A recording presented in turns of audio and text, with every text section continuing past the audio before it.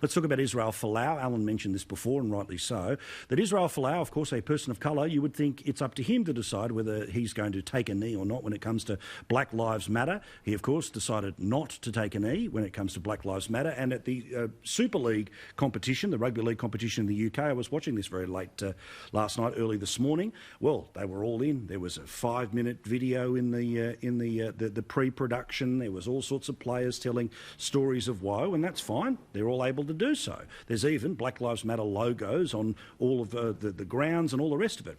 But you would think that a person of colour would be allowed to not take a knee if they chose to. But apparently it is a problem that he did not take a knee. Jenna Clark, does this surprise you that those who, of course, are the white warriors on Twitter are telling a man of colour about whether he should or shouldn't take a knee in cultural observance of Black Lives Matter, which, of course, has nothing to do with George Floyd and everything to do with a Trojan horse for some pretty crazy politics?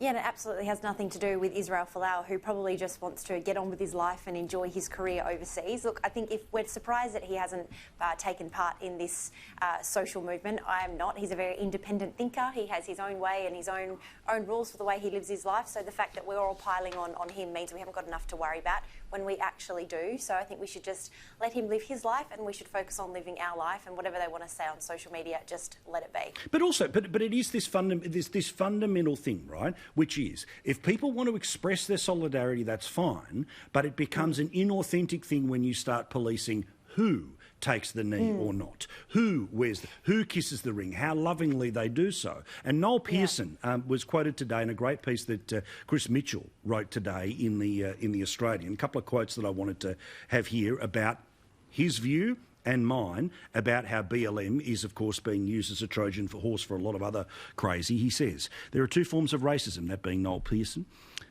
of racism and prejudice. First, the hard bigotry of which the conservative right is often accused, sometimes wrongly, sometimes fairly.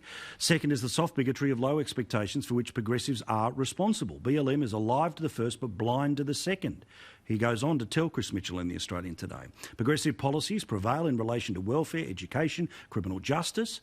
We are reaping the bitter harvest of progressive policy preferences that oppose the reforms needed in our communities. BLM is right about the problem, dead wrong about the solution. Richo, when Noel Pearson speaks, I listen.